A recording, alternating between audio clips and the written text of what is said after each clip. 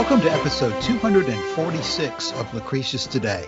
This is a podcast dedicated to the poet Lucretius, who wrote On the Nature of Things, the most complete presentation of Epicurean philosophy left to us from the ancient world. Each week we walk you through the Epicurean texts and we discuss how Epicurean philosophy can apply to you today. If you find the Epicurean worldview attractive, we invite you to join us in the study of Epicurus at epicureanfriends.com, where we have a discussion thread for this and each of our podcast episodes. We're continuing in our series in Cicero's On the Nature of the Gods. We're going to be talking specifically from section 31 from book 1 today, as we continue on basically the same theme in which Cotta is attacking the Epicurean method of reasoning about the gods and suggesting that it makes no sense. The Epicureans should be laughing at each other because it's just all so ridiculous. And he's attempting to dive down into the details of speculations about what language the gods speak, what kind of bodies they have, what kind of blood they have. And he's saying that because we cannot prove those things with specificity, nothing that the Epicureans are concluding about the gods should be given any respect whatsoever, with the planted presumption that after we destroy the Epicurean projections about the specific nature of the gods, we're just going to start totally from scratch again without any evidence whatsoever and begin supporting the positions that Plato and others had taken about the nature of the gods, which was very closely related to the positions that were taken in the Roman religion of this time, and of which Cotta himself was a priest, making representations to the people of the Roman and Greek world about the nature of the gods, even though his personal philosophical disposition is that of skepticism, in which nothing is taken to be known with certainty. Now, at the end of the material that we quoted last week, Cotta had quoted from basically what was principal doctrine number 1, the statement that a being which is happy and immortal is not burdened with any labor and does not impose any on anyone else. And from that point, Cotta continues into his criticisms of Epicurus' position. He says in section 31, quote, "In his statement of this sentence, some think that he avoided speaking clearly on purpose, though it was manifestly without design. But they judge ill of a man who had not the least art. It is uncertain whether he means that there is any being happy and immortal, or that if there is any being happy, he must likewise be immortal. They do not consider that he speaks here, indeed, ambiguously. But in many other places, both he and Metrodorus explain themselves as clearly as you have done." Of course, that's addressed to Velleius, who's given us the presentation that we're talking about. Continuing on with the quote, "But he, Epicurus, believed there are gods, nor have I ever seen anyone who was more exceedingly afraid of what he declared ought to be no objects of fear, namely, death and the gods, with the apprehensions of which the common rank of people are very little affected. But he says that the minds of all mortals are terrified by them. Many thousands of men commit robberies in the face of death. Others rifle all the temples they can get into. Such as these, no doubt, must be greatly terrified, the one by the fears of death and the others by the fear of the gods." I think that's probably sarcasm. For the sake of being clear as we go through, he's basically complained that Epicurus is exaggerating the fear of death and of the gods and the role it plays in his philosophy. And he is saying, as I read it, that the common people are really not that much affected by that.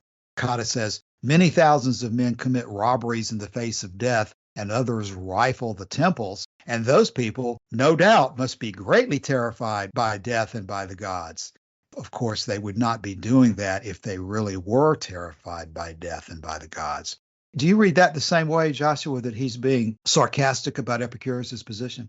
Yeah, I think it's very clear that he's being sarcastic. We read in Cicero's On Ends that one of Cicero's counterarguments against the Epicureans there was that there are some people who are indeed so shameless in these matters that they would eat off the sacrificial plate that was offered to the god. And Horace has an ode or a satire which says something like, "Do you think virtue is only words and a forest only firewood? Then your main goal in life is going to be to earn money," insinuating that there are people who would cut down a sacred grove in order to get the wood in the trees. So I think Cotta is clearly saying that there are not only some people, there are many people who have no fear of the gods or any retribution, and that they are not afraid of death. It's interesting to me as we go through these materials that we see echoes even today of similar arguments made about Epicurean philosophy. One of the criticisms people will come up with is, good grief, he thinks that everybody's just terrified to their heart every moment of every day and constantly so concerned about fleeing from these threats of gods and death everywhere, that he's really kind of ridiculous for being such a timid person. And that's why his philosophy doesn't really make sense, because people really are not as terrified about gods or as terrified about death as Epicurus makes everybody out to be. He ends up making that the centerpiece of his philosophy, the centerpiece of his motivation for all people doing all things, when really that's not the way the world works. So as I listen to what you just said, Cassius, what comes to mind is that the world is different than it was in Epicurus's time, because the actual part of dying is not really right in front of our eyes. It takes place in hospitals. And then we have movies that change the whole sense of what death is by showing death as like somebody's just falling asleep somehow, that it's not such a big deal. But imagine back in Epicurus's time how different things were, and especially because people probably died at a much younger age, and there was a lot more death of infants and young children. So I'm just saying that we've changed a lot as far as civilization goes with regard to death. And also when people go through their lives with this idea of, oh, I'm not afraid of death, but then when they're really confronted with their actual death, it's a whole nother thing. Suddenly, that's when you really have to deal with it. And if you haven't done enough thinking about it before that moment comes, it's going to be a different experience than if you've really thought through it in the way that Epicureans do. I think you're raising excellent points there, Colazzini. There is what they call the hidden death in the modern world, which is people don't die in their beds very much anymore, and they're not left out in the living room for a wake. We do all that stuff institutionally. That's a professional work nowadays. It's not done in the home. The other factors of the modern world are interesting. For one, we have the internet, which gives us a possibly illusory, but more private and more introspective view into people's mindsets and into their lives than you might have had in the ancient world. But there's also, in the modern world, because of our ability to do mass polling and statistical analysis, some interesting research on the subject.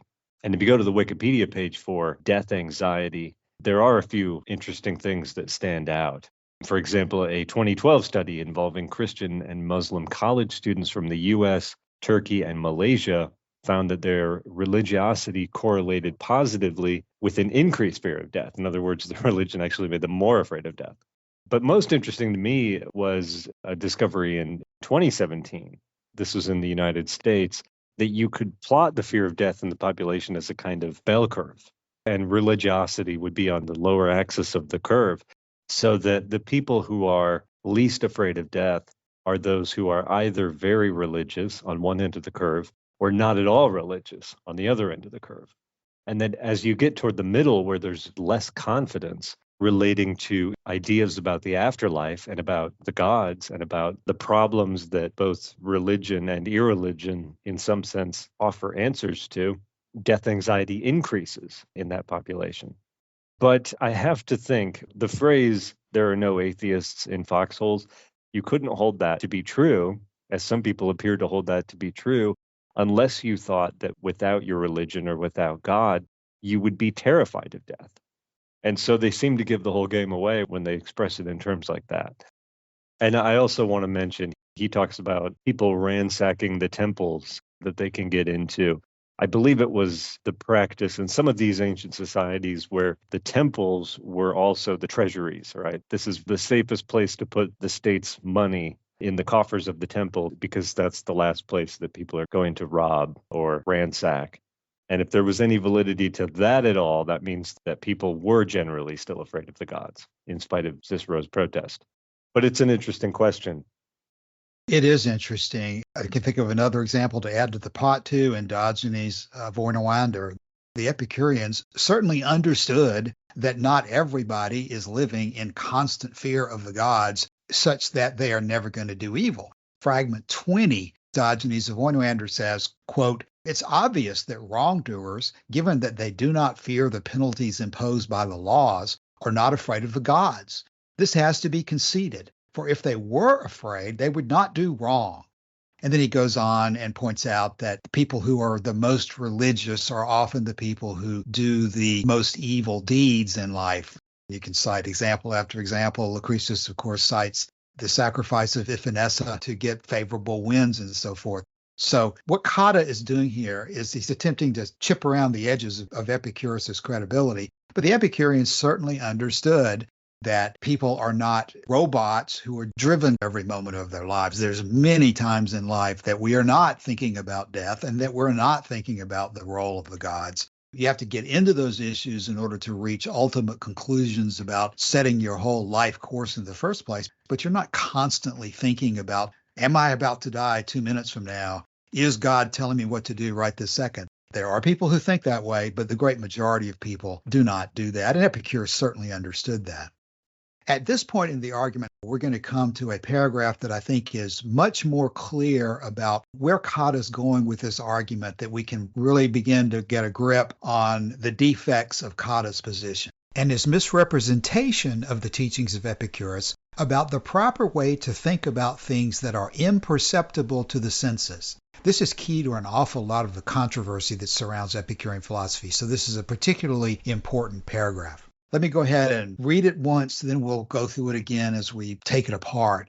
Here's the thing that Cotta says next, quote, "But since you dare not, for I am now addressing my discourse to Epicurus himself, absolutely deny the existence of gods, what hinders you from ascribing a divine nature to the sun, the world, or some eternal mind?"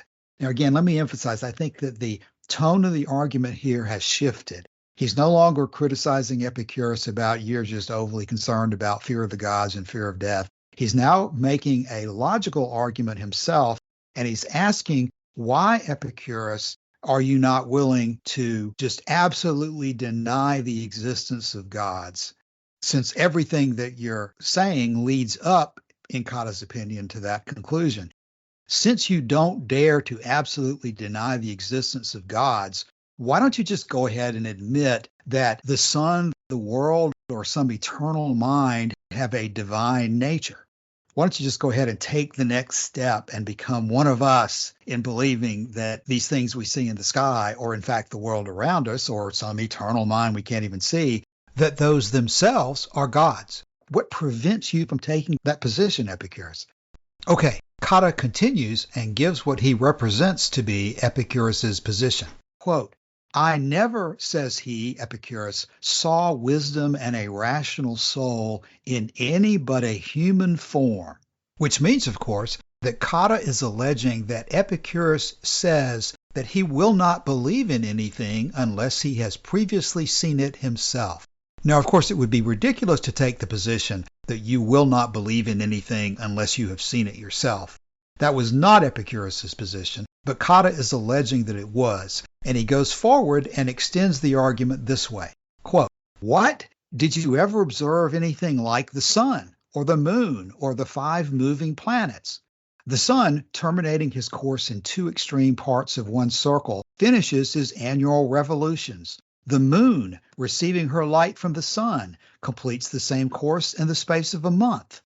The 5 planets in the same circle, some nearer, others more remote from the earth, begin the same courses together and finish them in different spaces of time."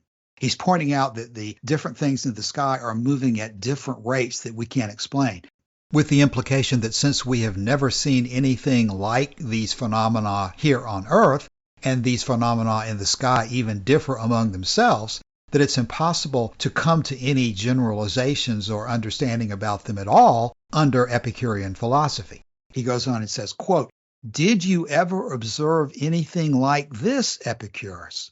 According to you, there can be neither sun, moon, nor stars, because nothing can exist but what we have touched or seen."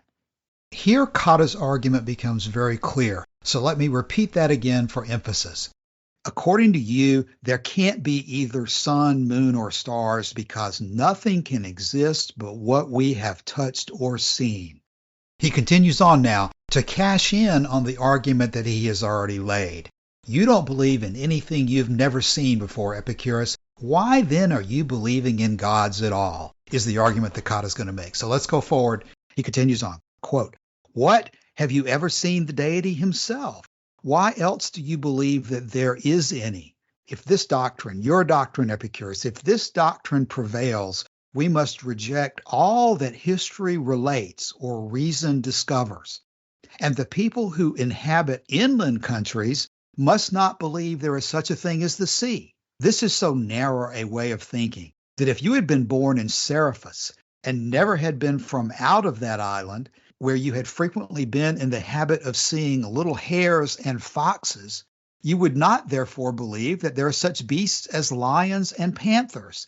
And if anyone should describe an elephant to you, you would think that he designed to laugh at you. Okay, now he's coming back to something that we can all understand. It doesn't involve anything controversial, such as talking about gods. It's not discussing the details of whether the gods have quasi-blood or quasi-bodies or that level of difficulty of subject. Instead, the argument now reveals what Cotta is alleging about Epicurus's deepest reasoning processes. The argument affects all our day-to-day activities and the way we think and act in the normal world ourselves. He's alleging that Epicurus is taking the position that you should never believe in anything unless you can see it or touch it for yourself. That is obviously not Epicurus's position. If you wanted to indict Cicero on misrepresenting Epicurus's positions, this has got to be one of the clearest examples of it, because nobody in their right mind is going to assert that they only believe in things that they have previously seen or touched. Epicurus didn't believe that, but it becomes the heart of this attack. He's coming back into something that we can identify as a point of logic. Can we, reasoning based on information that nature allows us to have through our senses, come to any reasonable opinion about the nature of the sun, the moon, and the planets? Or do we have to abandon our senses, allow our imagination to run wild, and consider possibilities such as that the sun, the moon, and the planets are divine, or that they are gods themselves? That's what's at stake here.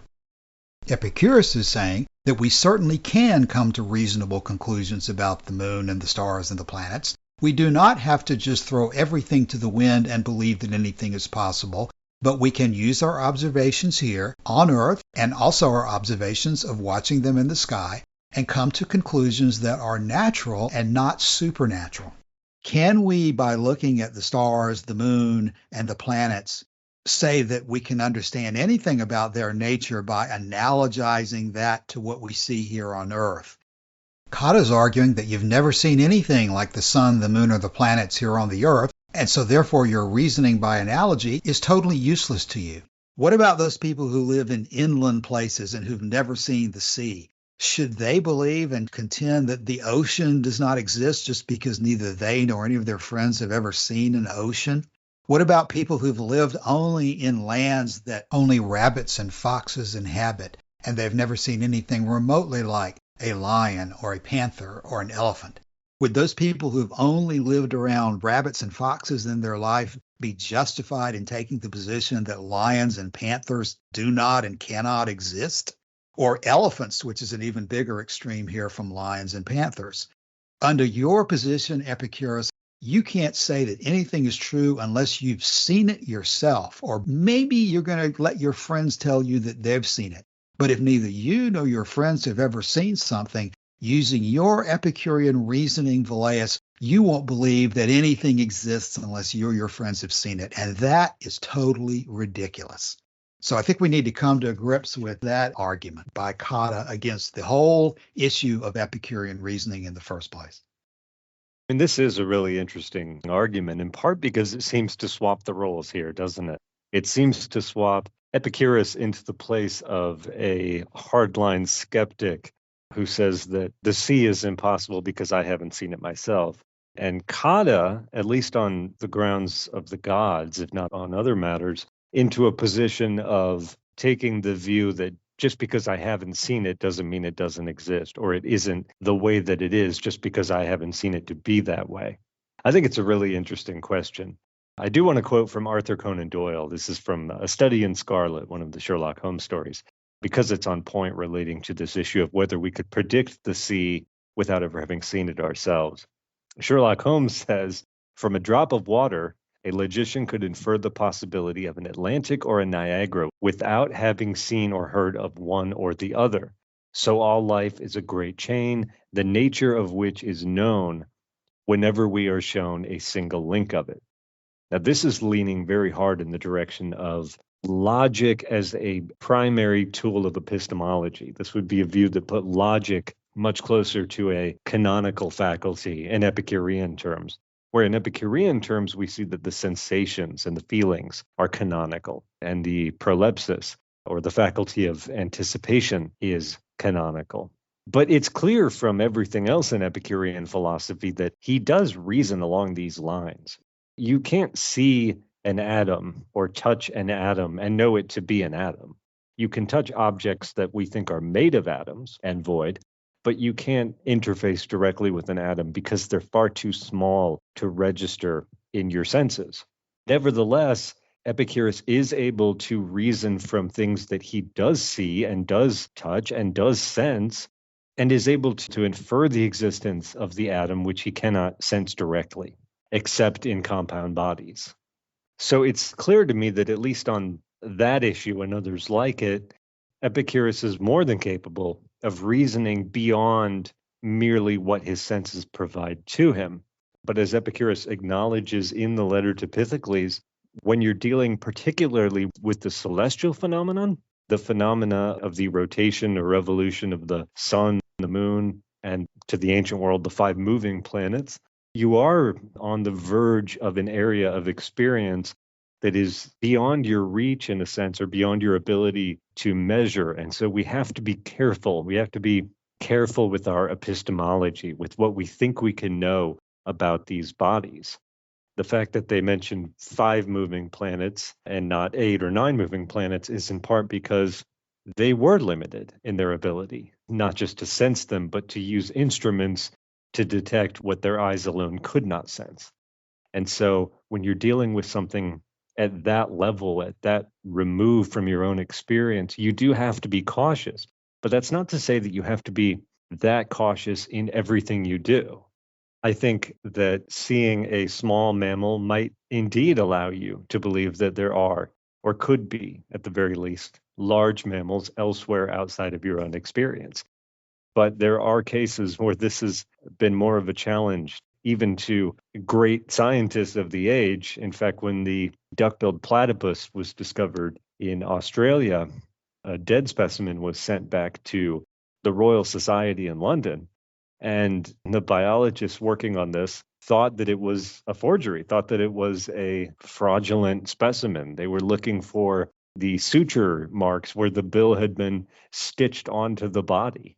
It wasn't until they got a message about a live specimen that had been observed in its habitat that they actually began to believe that this really was a real animal that existed. But the failure to predict the duck-billed platypus is not necessarily a failure of epistemology. Part of the process of applying the senses is being willing to apply those senses to things that you encounter in the future, things that you didn't have knowledge of, but gain knowledge of as you continue to live.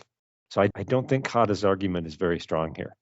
Josh, I was about to agree with everything you said, and then the very last thing you said about his argument not being very strong. I'm going to agree with that as well, but at the same time, I'm going to say that I think his argument takes in an awful lot of people, and it's one that we therefore have to really take apart to show why it is wrong. Because we do have this drive to wish to verify everything for ourselves. And it's very natural to think that if we haven't seen it ourselves, or if we can't touch it ourselves, then we're not going to have a strong, confident belief one way or the other about it. We're going to just basically stop. And of course, as we know in Epicurean theory, you wait before taking a position You would never, frankly, take a position that would undermine your confidence in your senses because you have already concluded through past experience and reasoning about the entire issue that there is nothing but the senses that lets you get connections to outside reality. And if the senses are not valid and can't ultimately be relied on after repeated usage, then there's really nothing else that you can go to. So your reasoning on everything is going to start with that kind of a realization that ultimately speculation without evidence is to be rejected. You must always have some kind of evidence on which to base your speculations and your theories. And in those situations where you don't have all the information that you would like to have, if you have to take a position at all, you take positions that are consistent with those things that you have observed in the past, which are rationally consistent with what you have observed. And you don't allow yourself to entertain supernatural or non-natural or non-rational conclusions simply because you don't have all the evidence you'd like to have. You know you're not going to have all the evidence you would like to have. And so therefore it is reasonable in those situations to look at multiple possibilities, consider everything that you can come up with that is consistent with the evidence that you have, and then realize that you've got several possibilities that can explain something. You're going to have to be comfortable with that because the only other alternative left to you is to reject your senses, reject your existing reasoning, and lay open the door to saying that anything is possible. In fact, the very next thing that Cotta says is, you indeed, Velleius, have concluded your argument not after the manner of your own sect, but of the logicians to which your people are utter strangers. And so what Cotta is saying there clearly is that he's accusing the Epicureans of using a form of logic that the Epicureans are the first to denounce in the people who are really the experts in logics, like the Megarians or the Stoics or the Platonists, who are willing to take logic to an extreme that they themselves are not willing to do. And so I think the point that has to be clear there is that the issue involved is not that the Epicureans are anti-logic. The Epicureans are anti-logic that is based on no verifiable evidence. They're anti-logic that is completely let loose to any possibility and any kind of speculation, regardless of whether it has any evidence from the senses to support it or not. Velleius and Epicurus are perfectly willing to use logic to reach conclusions on extremely important issues as to whether there are gods, as to whether there is life after death. But all the while, they are using logic pointing to the evidence of things we can see and be confident of around us for the conclusions which they reach. They're not willing to speculate that there is life after death because never has any human being seen a living animal come back from the dead once they are well and truly dead. They have never seen anything created from nothing or anything go to nothing. And so therefore, they're not willing to speculate that a god or anything else could ever create something from nothing. As usual with Cotta's arguments, he's giving us very important information here because he's pointing out something that is true.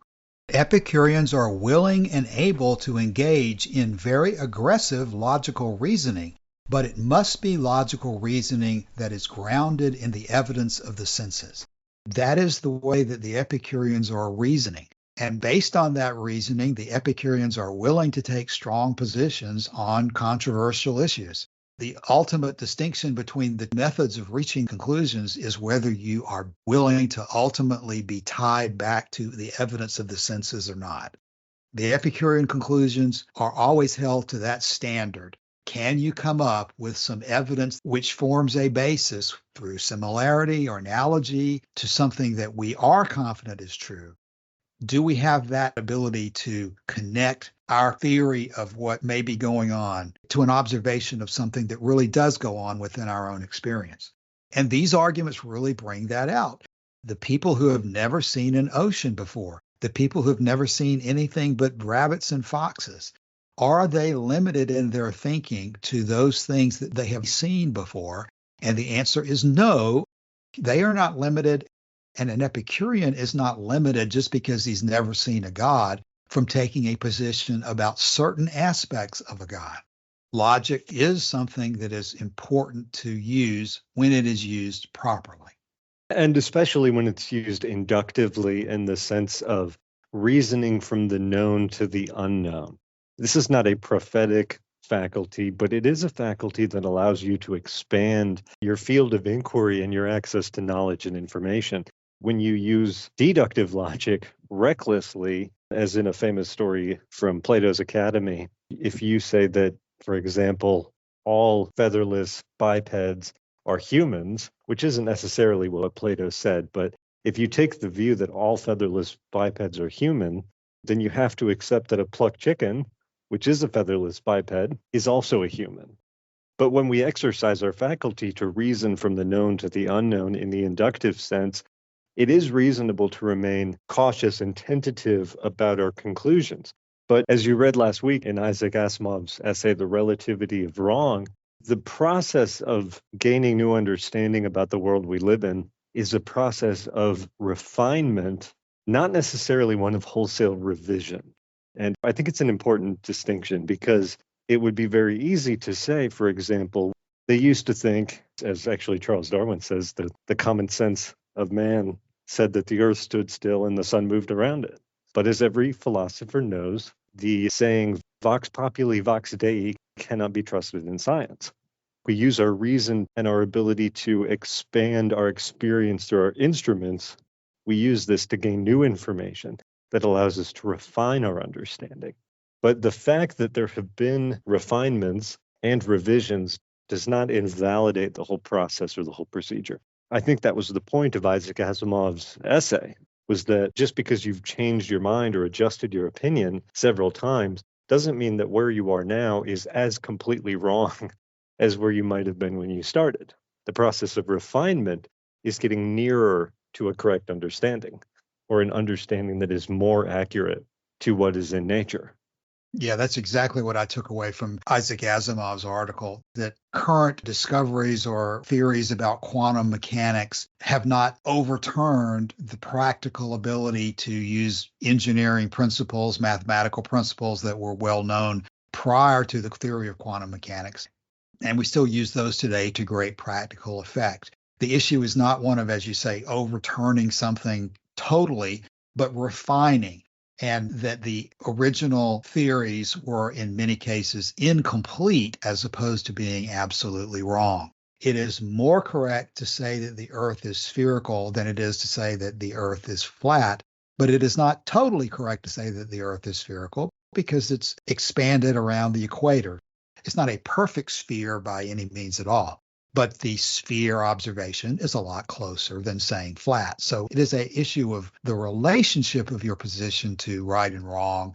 And some positions are an awful lot closer to being what we in retrospect look back and say is right than what we would look back in retrospect and say is wrong. We're much closer to the truth thinking that the world is a sphere than we are thinking that the world is flat. We can pursue these examples a little further in the next paragraph. This is paragraph 32. You indeed, Velleius, have concluded your argument not after the manner of your own sect, but of the logicians to which your people are utter strangers. You have taken it for granted that the gods are happy. I allow it, Cotta says. So he's willing to go with that one. Gods are happy.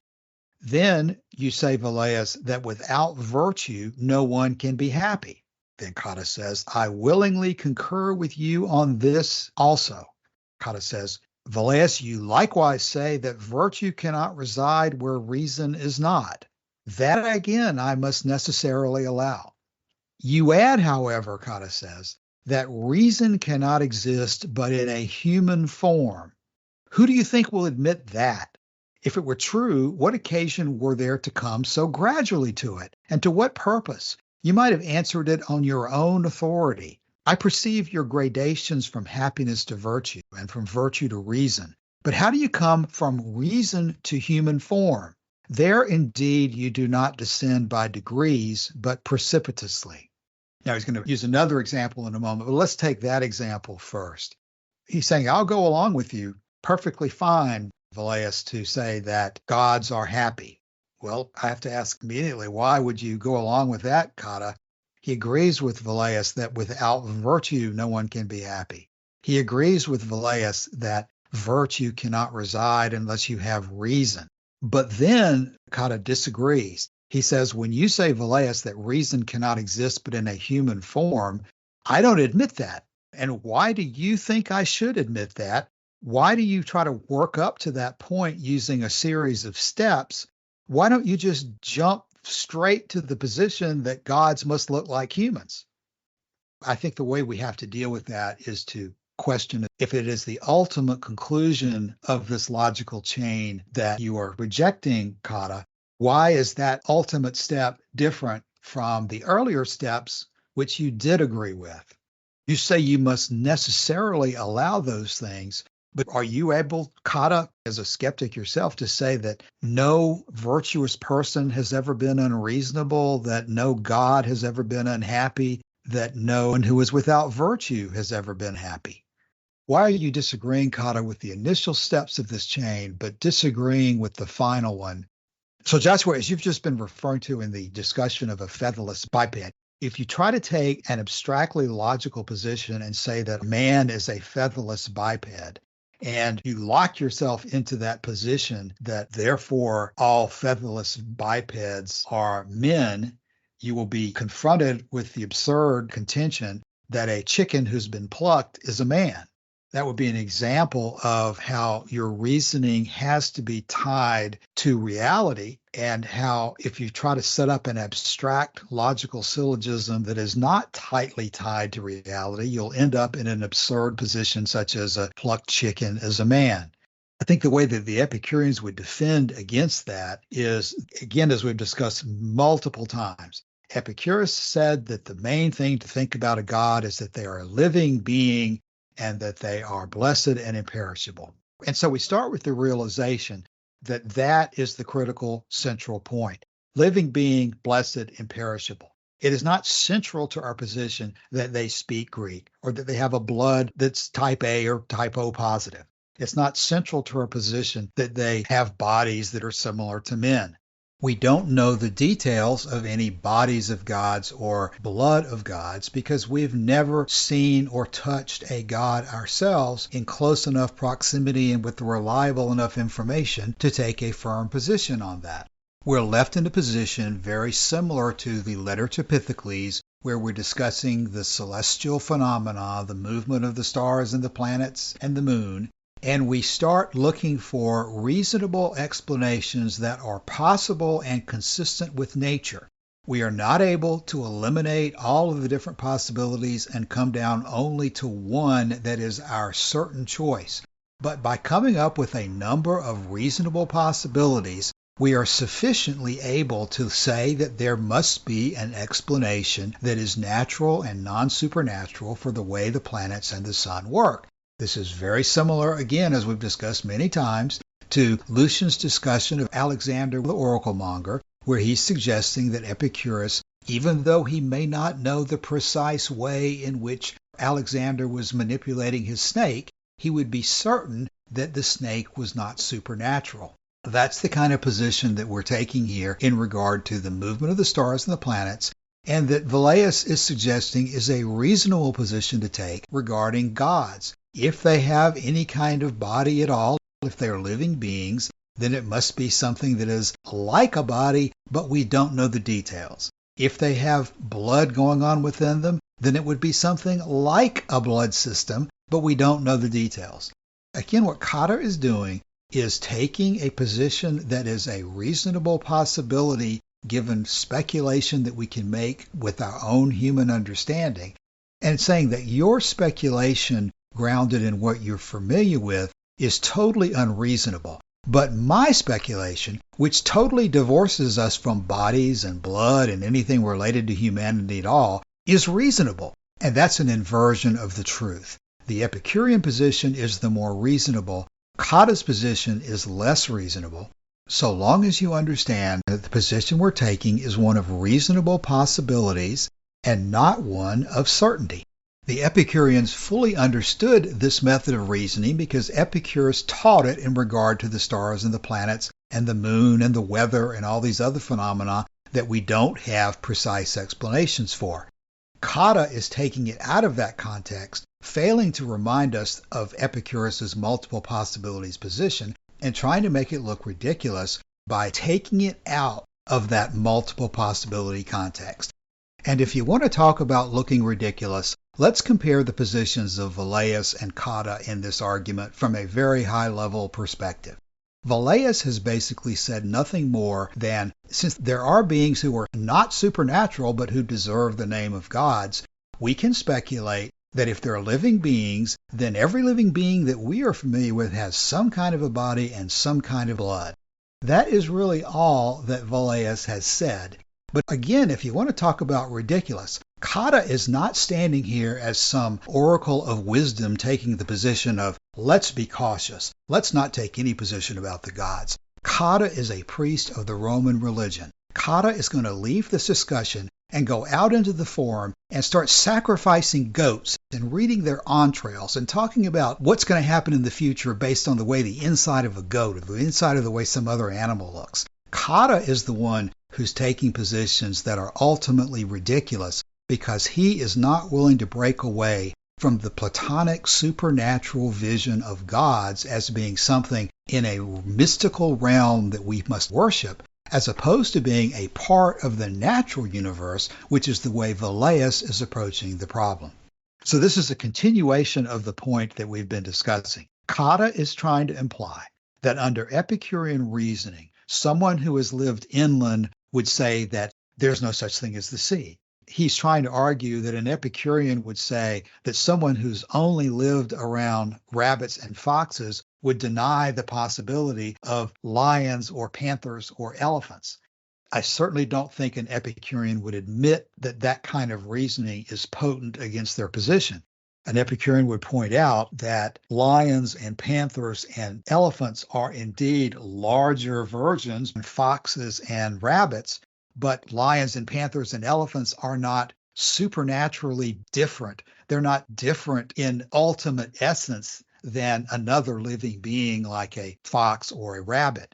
No Epicurean is going to get trapped into thinking that size alone, or the way they hunt other animals, or the way they survive in terms of being smart versus being sly like a fox, those differences are matters of degree. They're not matters of kind.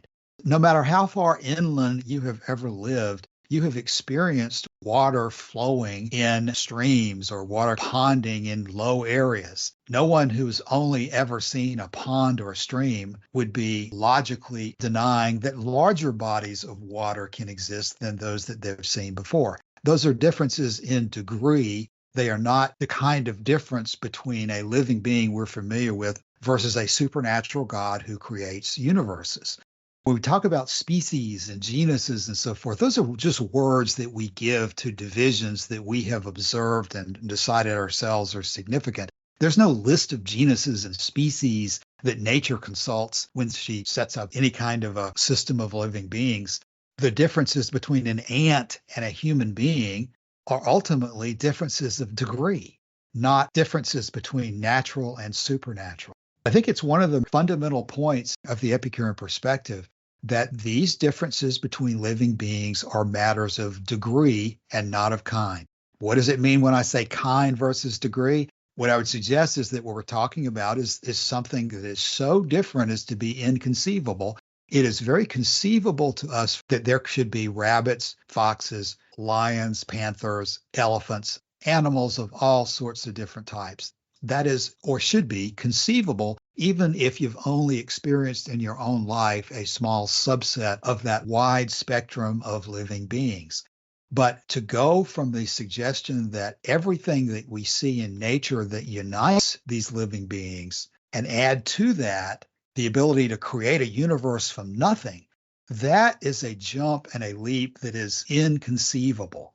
Totally unrealistic, totally against the other conclusions of nature that we draw from our physics, and therefore it's something that is just illegitimate to suggest. So I think the defense of Velleius and the response to what Cotta is saying here is yes, indeed, it is appropriate to make observations, draw logical connections between the observations, and be willing and flexible to extend those observations in ways that are consistent with the realization that in the end, the question comes down to where do you stop? And is it legitimate to stop ever in any kind of a consideration of the unknown by saying, I've never seen it before, therefore it cannot exist? Cotta's argument is persuasive because he is making that point that it is not legitimate to stop and say, I've never seen it before, my friends have never seen it before, therefore it does not exist. That is not sound reasoning.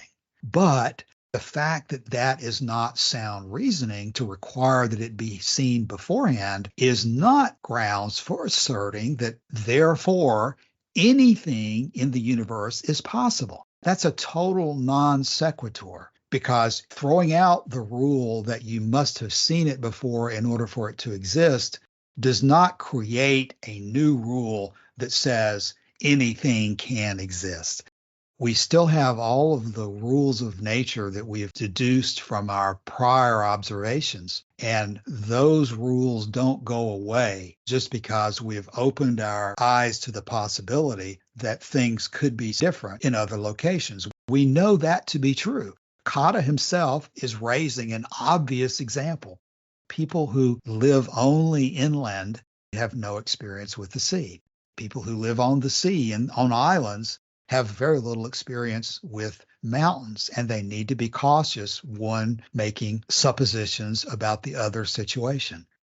But does that caution that those people have to exercise mean that anything is possible? That in fact, everything we're discussing has been set in motion by supernatural being? Of course it doesn't. That kind of conclusion that anything is possible would be far more wrong, would be the equivalent of saying the earth is flat. Cautious reasoning based on observation is the more productive way to deal with the unknown. Well, I certainly agree with what you're saying. The ability to project beyond our experience and infer the possibility of things we haven't seen, we certainly do have that faculty. I've never seen a brontosaurus or a Tyrannosaurus rex, for example, but I can imagine there being one, and we in fact do have evidence that these animals have existed. Where I will defend the Epicureans on this other idea, which is that reason can only exist in a human form. First of all, I'll make the observation that we don't have this in Epicurus' own writings. We have statements like this in Philodemus's fragments, or so I'm led to believe. I haven't read many of them myself. But a lot of what we're getting here is we're getting this through and from Cicero. Now, Cicero did have access to texts that we don't have because he was much closer to Epicurus' own time, and because there wasn't a massive loss of the literature of the ancient world that would happen after Cicero's time.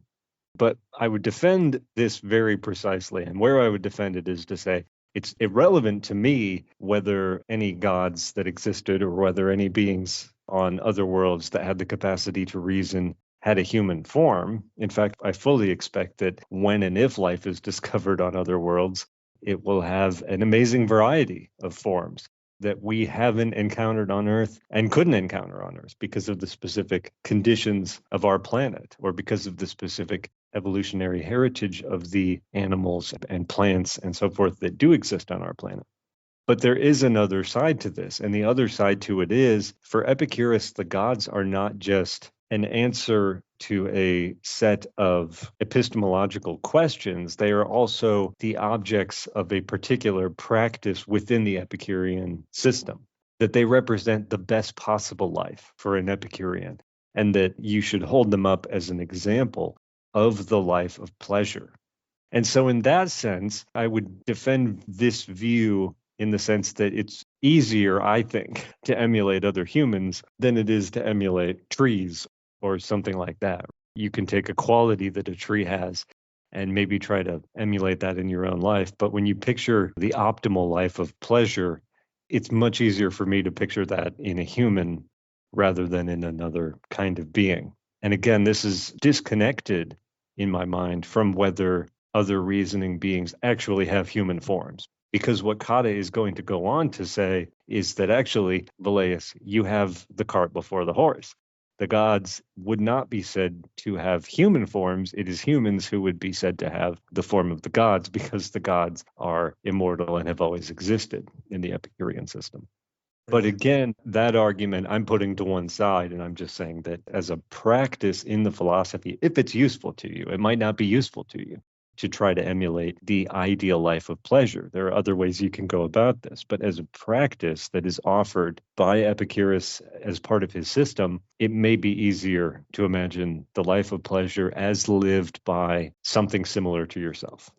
Yeah, Joshua, I think that's the direction that all of this goes in. It is not sound to be resting one's position on whether they wish to be considered an Epicurean or not, based on whether they think there are gods who look like human beings that they're familiar with. That is an example, just as we find in the latter books of Lucretius, just as we find in the letter to Epicurus. The Epicureans thought it was helpful to discuss possibilities of things. And presumably that's because they wanted people to have something that they could grasp, something that they could understand, something they could hold on to in the face of adversity, in the face of challenges from all of these religious radicals who are out there who are suggesting that these gods in heaven are trying to control their lives and are trying to send them to heaven or hell and so forth. The example we're seeing over and over is that Epicurus and Velleius and these other Epicureans are trying to live in a real world situation, dealing with real world people and the happiness of those people around them who they're talking to, who are their friends, and they're trying to make things understandable in a way that gives people the confidence to stand up to these priests like Cotta, who's oh so nice in the way he's discussing these things and oh so reasonable. But when you look behind where they're coming from, they are attempting to undermine your confidence in your senses and your reasoning, not so that they can all just be friends and happy and go have dinner with each other, but because they're going to take that license that you have given them and transfer it into the commandment that their view of the gods, their view of supernatural beings who run the universe is more logical and more consistent and more persuasive than Epicurus's views, because Epicurus and his friends dared to suggest at some point in history that maybe they speak a language like Greek. They're trying to say that that kind of an assertion totally undermines everything else in Epicurean philosophy. And that's the kind of a failure to understand the Epicurean reasoning that I think is so important to keep at the front of your mind. The issue is not what language do the gods speak or what do the gods look like. The issue is whether there are supernatural gods that created this universe that dictate to you how you have to live, or is there only a natural universe in which people live according to the rules of nature and have to come to grips with the rules of nature in order to live happily, but that those rules of nature are ultimately something that is understandable in human terms, just as the elephants, the lions, the panthers, the rabbits, and the foxes come to terms with their own existence. Human beings can come to terms with our own existence using the faculties that nature has given to us. And we aren't required to throw all those faculties out the door, to hate ourselves and our ability to reason and our ability to see, and simply throw those in the trash can and substitute for that there's a supernatural realm that dictates how we should live. Joshua, any closing thoughts? Zooming out and taking in the big picture, as you've done there at the end, is very much central to my own view of this topic. If we lose sight of the confidence that we should have that there is no life after death, that we're not going to be tortured for all time after we die, if we lose sight of our confidence that there is no creating deity that exists outside of time or outside of nature, then we are really doing ourselves a disservice here, because the stuff that we're talking about in this text, these are really quite minor issues in relation to those other aspects of Epicurus's thought that are far more important and far more impactful on the way we live. You've said it many times, Cassius, if it turned out to be the case that, for example, Christianity was true, then it would, of course, radically change the way. If you had certain knowledge of that, it would radically change the way you lived your life. And so losing sight of our confidence in those areas because of the way these other aspects of Epicurean theology have been transmitted from the ancient world to us and the way they've been received by us, and the problems with that transmission and with that reception, losing sight of the areas of confidence would be a real problem. And so we should continue to do what you just did and to zoom out, take a bigger view, a wider view, and not constantly get stuck in the weeds. It's important to go through this stuff. Otherwise, we wouldn't be doing it. And it's interesting to go through this stuff. But this is not central to Epicurus's project in the same way that his views on death are central to his project. Yes, indeed. What's central to his project is the way you analyze these things and the way you come to confidence in positions that allow you to live happily. It's not essential to the project to tell us exactly what type of pleasure to pursue at every particular moment, or exactly what type of language the gods may speak. All of those details are things that can be helpful to discuss, but the main reason they're helpful to discuss is that when you yourself confront the need to understand the argument well enough to take it apart and put it back together again, only then do you really get confidence that your position is the right one. You can, of course, arrive at the same conclusion through many different paths, but the steps that you as an individual have taken in getting to the end of that path will make all the difference between whether you're confident that you could retrace it or not, confident that you know where you came from, confident that you know where you're going, versus floating at the whim of the circumstances that you find yourself in. Okay, let's leave it there for today. There's a lot more to discuss. We did not get a chance, for example, to discuss why Cotta was willing to agree with Velleius on several important issues about whether the gods would be happy, whether they would be virtuous, whether they would have reason, or so forth. Why did he agree with Velleius on those, but refused to agree with Velleius on the nature of the gods? That's an interesting question itself, and it relates to what we need to eventually get to in terms of what is discussed in Philodemus's On Signs or On Methods of Inference, because this question of how you reason from the known to the unknown is extremely important, and there is more textual information primarily from Philodemus, but also from other places like Sextus Empiricus, that we can use to reconstruct that Epicurean method of reasoning. We'll do that to the extent that we can over the next several weeks, and as we continue with Book 1 of On Ends. Okay, let's leave it there for today. We'll come back next week. In the meantime, please drop by the forum and let us know if you have any questions or comments about this or any of our episodes. Thanks for your time. See you next week. Bye.